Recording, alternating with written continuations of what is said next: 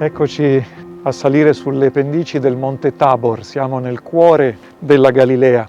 Alle mie spalle le colline su cui riposa anche Nazareth, la città dove Gesù nel grembo di Maria è stato concepito per opera dello Spirito Santo. E sotto di noi invece la valle di Izrael nell'Antico Testamento, in greco Esdrelon nei nostri Vangeli, la valle molto ricca dal punto di vista delle coltivazioni. Izrael significa in ebraico proprio Dio ha piantato, e nel centro di questa valle si erge il Monte Tabor, non così alto, è una collinetta, ma essendo isolato rispetto alle cime che lo circondano, fa una certa impressione. E noi adesso saliamo sul Monte Tabor, perché sul Monte Tabor c'è una basilica costruita dall'architetto Barluzzi esattamente 100 anni fa, tra il 1919 e il 1924, e nel 24 ci fu la dedicazione di questa basilica. In occasione di questo centenario vogliamo ripercorrere insieme con voi quali sono i brani biblici che riguardano questo importante luogo santo, per cercare di nutrirci alla spiritualità che attraverso la Bibbia ci viene da questo luogo, da questo santuario. Venite con me.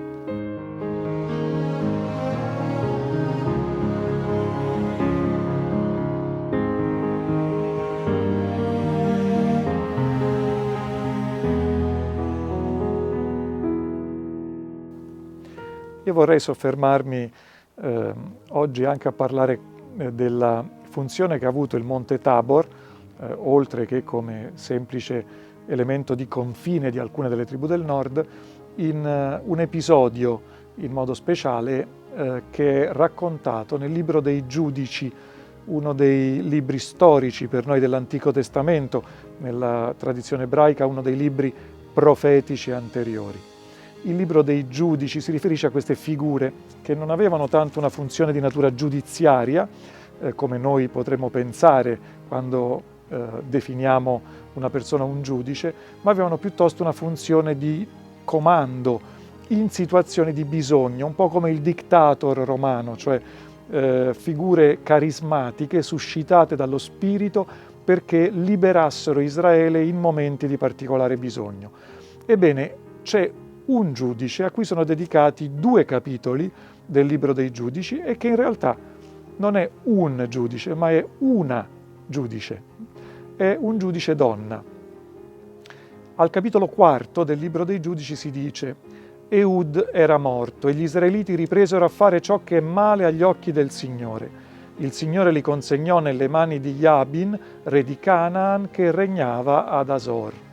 Il capo del suo esercito era Sisara, che abitava a Caroset Goim.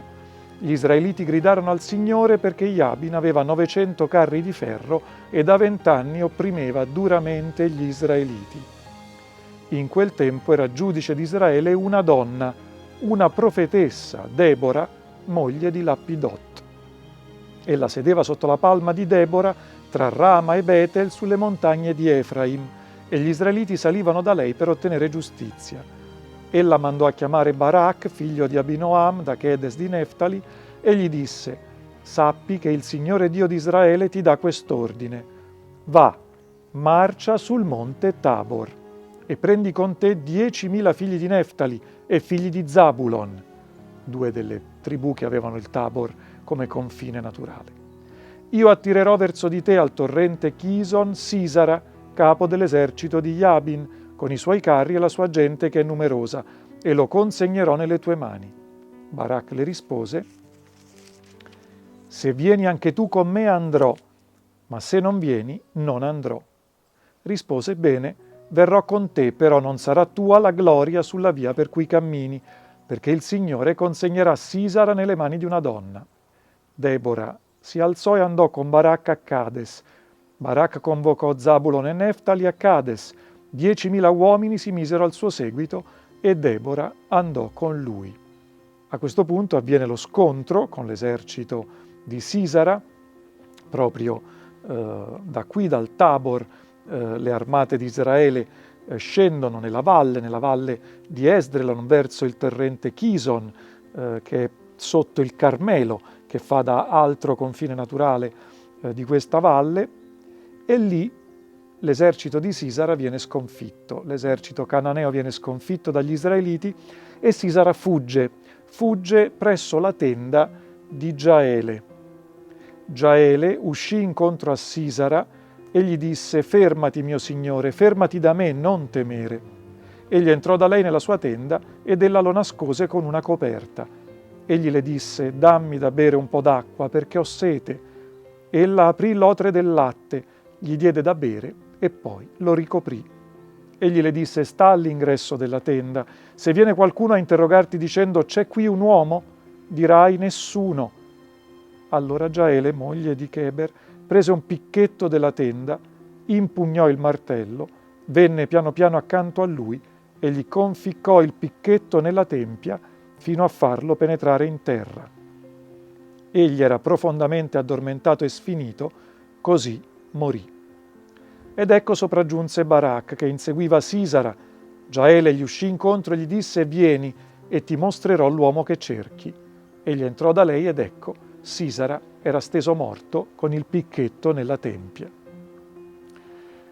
Anche il capitolo quinto ripete lo stesso episodio in una forma poetica. Secondo alcuni il capitolo quinto del Libro dei Giudici è la più antica scrittura che noi abbiamo nell'Antico Testamento, è il brano più antico in poesia che noi troviamo nella rivelazione dell'Antico Testamento. Perché è interessante questo episodio che ha il Tabor come suo centro di realizzazione di tutti questi episodi militari? Perché noi abbiamo a volte dell'Antico Testamento una visione un po' maschilista, patriarcale. Pensiamo che l'Antico Testamento, narrandoci episodi che riguardano personaggi vissuti ben prima del 1000 avanti Cristo, cioè oltre 3000 anni fa, questo episodio potrebbe essere avvenuto 3200, 3300 anni fa, noi pensiamo che all'epoca la società fosse prevalentemente comandata da uomini. E invece qui vediamo come in questa particolare circostanza 2 donne siano risolutive per la liberazione di Israele, Debora e Giaele. Debora, giudice e profetessa, Giaele, una semplice donna straniera, moglie di un Kenita, di un beduino, diremmo oggi, che viveva sotto le tende e che dà la soluzione al problema nel quale si trovava Israele, uccidendo Sisara e quindi liberando il popolo. Ecco, questo diventa anche per noi allora uno stimolo. A volte nella vita possiamo pensare che il nostro ruolo sia marginale, come quello di queste 2 donne in una società prevalentemente maschile e patriarcale, qual era quella dell'Antico Testamento. Ma il Signore può trarre anche da 2 donne, anche da 2 figure considerate un po' secondarie nella storia degli eventi di salvezza, appunto. Può generare salvezza anche dalle mani di alcune donne, proprio perché si capisca che la salvezza viene da Lui, che non siamo noi, con le nostre energie, con le nostre forze, con i nostri impegni, con il nostro ingegno, che troviamo la soluzione ai problemi del mondo, ma se ci sappiamo rimettere, come Debora e Giaele, a colui che è l'Onnipotente, ecco che la forza per uscire anche da situazioni di difficoltà ci viene, perché ci viene dall'alto, ci viene come dono di Dio. Ecco, allora Debora e Giaele sono solo alcune delle tante eroine di cui ci parla l'Antico Testamento.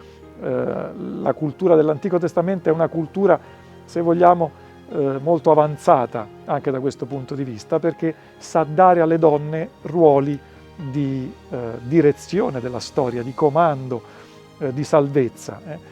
Pensiamo ad altre importanti figure di salvezza come Giuditta, pensiamo alla figura di Anna, la madre del profeta Samuele, che prefigura Maria con il suo canto del Magnificat.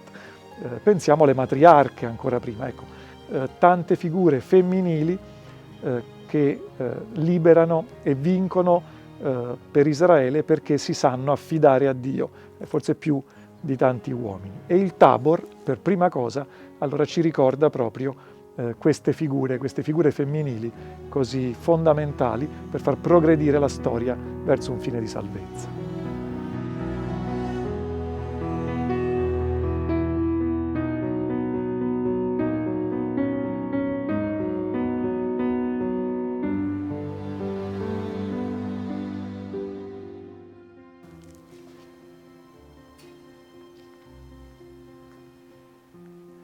Ed ecco che finalmente siamo arrivati alla meta di questo nostro pellegrinaggio, il santuario del Monte Tabor, il santuario della Trasfigurazione.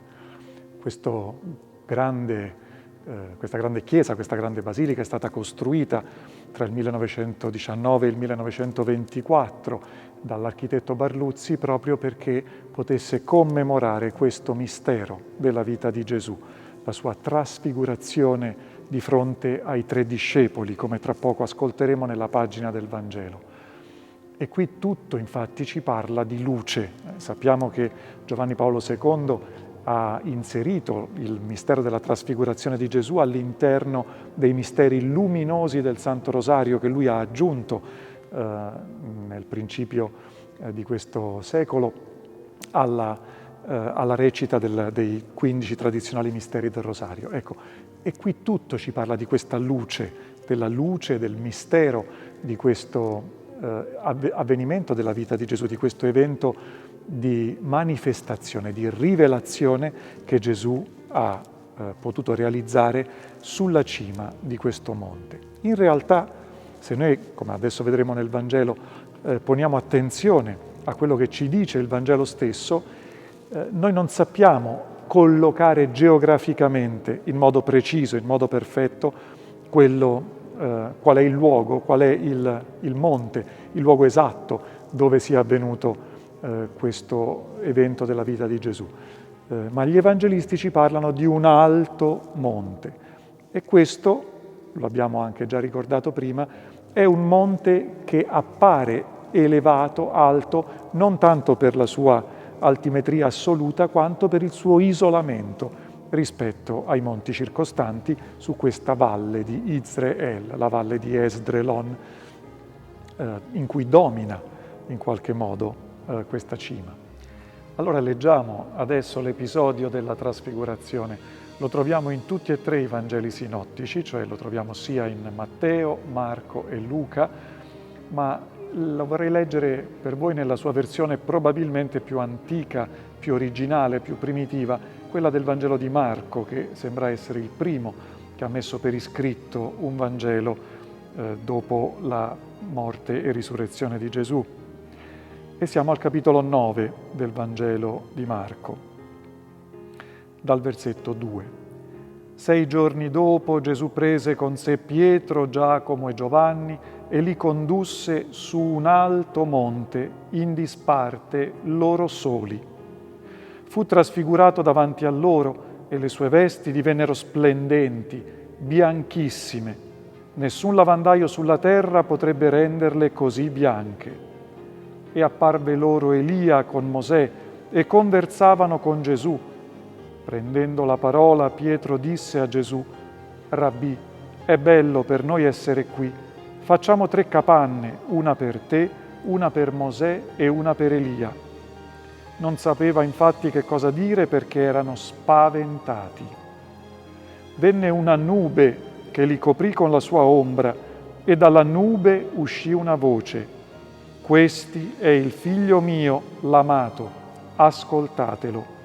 E improvvisamente, guardandosi attorno, non videro più nessuno se non Gesù solo con loro. Gli altri evangelisti ci danno piccoli altri particolari rispetto a quello che ci dice l'evangelista Marco.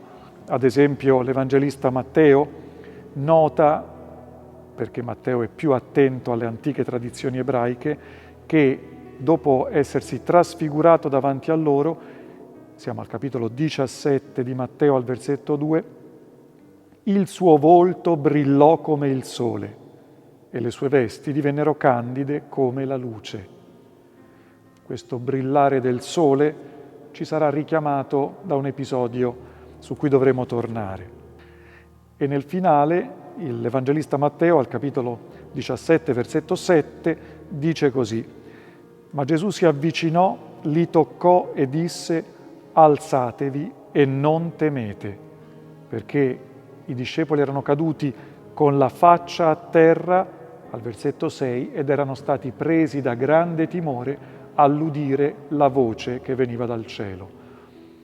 Questo timore e questo prostrarsi con la faccia a terra anche torneranno nella lettura che faremo di questo brano alla luce dell'Antico Testamento. E quindi l'Evangelista Matteo, attento a queste corrispondenze con l'Antico Testamento, ci sta indirizzando verso la strada giusta. Luca invece, anche lui ci racconta la trasfigurazione al capitolo 9, come l'Evangelista Marco, parlava di 8 giorni dopo questi discorsi, cioè dopo che Gesù è stato riconosciuto da Pietro come il figlio del Dio vivente, come il Cristo di Dio nella versione lucana. Ecco che 8 giorni dopo avviene la trasfigurazione. Secondo Luca, Mosè ed Elia, apparsi nella gloria, parlavano del suo esodo che stava per compiersi a Gerusalemme. Anche Luca, con questa menzione dell'esodo, ci indirizza sia verso un libro biblico che fa da sfondo all'episodio della trasfigurazione, e sia ci dice che ciò di cui Mosè ed Elia parlano con Gesù è la sua uscita dal mondo per tornare nella gloria del Padre suo. Allora adesso veniamo a chiederci: ma che cosa significa l'episodio della trasfigurazione all'interno della vita di Gesù? E soprattutto, perché proprio Mosè ed Elia appaiono nella loro gloria accanto a Gesù trasfigurato? Che cosa significa questo riferimento a Mosè ed Elia, cioè 2 figure dell'Antico Testamento, da parte degli evangelisti all'interno di questo episodio della vita di Gesù? Che cosa il Padre ha voluto comunicarci, rivelarci attraverso la presenza di questi 2 grandi personaggi dell'Antico Testamento? Lo vediamo adesso insieme. Nella prossima puntata, Fra Alessandro Coniglio ci parlerà della figura di Mosè che appare collegato alla narrazione della trasfigurazione. Apriti a un gesto di solidarietà e sostieni la missione della custodia di Terra Santa.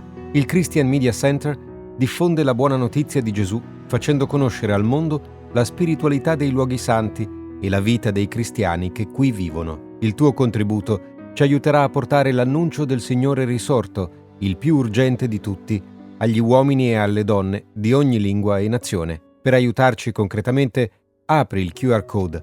La tua scelta fa la differenza.